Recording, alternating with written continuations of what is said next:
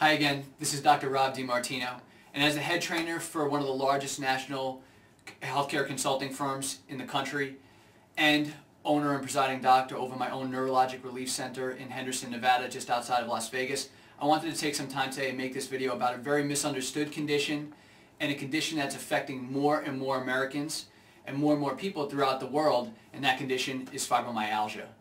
Fibromyalgia, like I said, is very misunderstood, and unfortunately, it's incredibly difficult to diagnose. The diagnosis is simple enough, is what you're talking about is you have to have pain in 11 out of 18 spots in your body that contributes to the upper body, the lower body as well. It has to be 3 months in duration, and it has to also be including fatigue and or depression.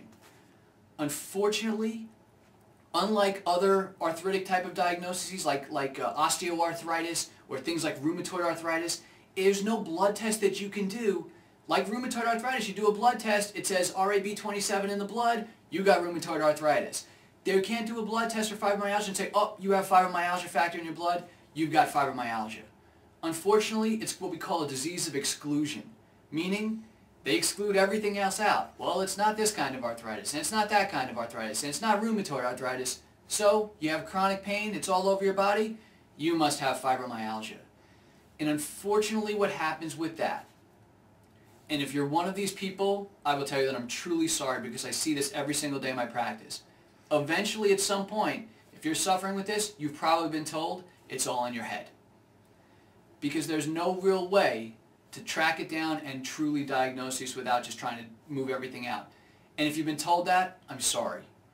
Because unfortunately, I find it more and more with the patients that I'm seeing. The reality of it is, and I can tell you this, I know you don't know me that well, and I know you're just taking my word for it, but I can tell you from the heart, with total honesty and truth, this is a very, very real condition. This is not something that's in your head. This is not something that's made up. There's been a tremendous amount of research on it. We've seen a tremendous amount of patients with it. This is a very real, and sometimes it gets down to a very debilitating disease process. And trust me, I watched all the videos. I read all the research. I know what all the trends are. And a lot of them, there's some truth to. And a lot of them just promise a miracle cure. Well, unfortunately, I hate to be the bearer of bad news, but you probably already know this. There's no miraculous cure to fibromyalgia. However, as time has moved on, we now have ways of actually treating it and getting good results. It's not a magic bullet, and there's no such thing as a magic pill, potion, or lotion that you're going to rub on that's going to make it go away. But through the research, we know what physically causes these things. We know what chemically causes these things. We know hormone imbalances are involved as well. And taking this more overall body, more natural type of approach, people with fibromyalgia have been able to see significant results. If it doesn't completely go away, they're getting their quality of life back on some sort of level. And for most of them, that's more than enough. I see patients who come in, they tell me their pain's 10 out of 10. Well, guess what? What they tell me is they don't want to be 0 out of 10. If they were 3 or 4 out of 10 every day, they could live with that and probably have the happiest life that they could have. But here's the thing. This is something that can be done. And there's new breakthroughs in neurological techniques, some of the things that we're using in our clinic, that have shown profound results in helping with fibromyalgia patients. First off, let me define what new means. New in the world of medicine means this is about 10 years old. We don't move too fast in medicine, but this is what we're talking about. 10 years old. It's new, but it doesn't mean it's not tested. There have been thousands and thousands of patients who've gotten treatment with this and gotten massive results. Again, I'm not saying that this works for everybody, but what our advantage is, within all of the other testing for chemical toxicity and things like heavy metal poisoning, which has been reported in the Journal of Rheumatology about 2 years ago now, or adrenal testing, or hormonal imbalance, or thyroid imbalances, which is a very common diagnosis within fibro as well. The neurological component of this has been something that's been of a mystery. Because in the past, there's been no test, no imaging, no MRIs, no CAT scans. They know that the brain tends to atrophy and get a little bit smaller, but they've never had a reason as to why that happens. Because there was, again, no test to find out why that is.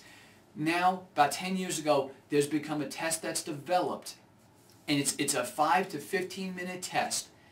And the most unique thing about it is, by taking pressure off the central nervous system, If you feel a reduction in pain, that means you have this problem and it's something that the procedures will work for you. Let me go over that again. What you're talking about here is very different than any other medical test that I can think of or that I even know of. Because the result isn't found by me, the doctor. The result is given to us by you, the patient. If you feel better with the testing, then the treatments will work for you. If you don't, then we have to dig a little bit deeper. That's not your problem. So for us, it becomes a very easy way to say, yes, we absolutely can help you, or no, I'm sorry, this is not the right step for you. We need to go and look someplace else. As a doctor, you have no idea what that means to us to be able to accept the patients we can help and not waste other people's time and money with the people we can't help. However, what I'm sure that means for you is proof is in the pudding. You feel better, techniques are going to work for you. If you don't, it doesn't mean you're out of luck. It just means we've got to look in a little bit of a different place. And not everybody responds the same way. You have two people with fibromyalgia, you put them in a room, there's no box with fibromyalgia. That's the important. We want everyone to fit into this nice little contained box. It doesn't work that way. Everyone's different. They're going to have different causes. They're going to have different reactions. They're going to have different symptoms. Some of them have no fatigue at all. They're what we call functioning fibromyalgia patients. They run around, they have all the energy, they get through their day, but they don't feel well doing it. Some are so tired they can't even get out of bed in the morning. Everyone's going to react differently with this. But once neurological control, it's kind of the missing link that's been involved in fibro, and all this other stuff works, the free radical damage, all those things, it does work. But what most people find is it takes them to a certain plateau, and if they don't keep going with it, they go right back downhill. Or they go up to a certain level, and then they peak and they can't get any further past that. This can be the missing link for people who've had that issue happen to them before. What will happen is when your neurological function isn't correct, meaning the central nervous system, the way your brain, fibromyalgia is a disease of miscommunication.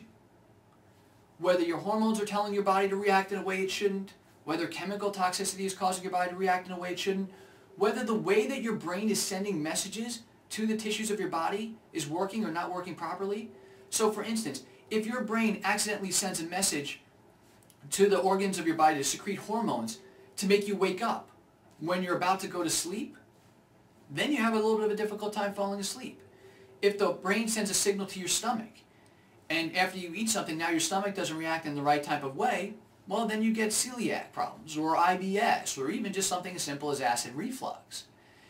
If the brain starts getting signals back from nerve endings saying there's pain in a tissue, pain in a joint, but you look at that joint and that joint is totally healthy, it's because you can't find where that's coming from. The issue is because the nerves are sending signal from someplace else, and that's what's causing the problems.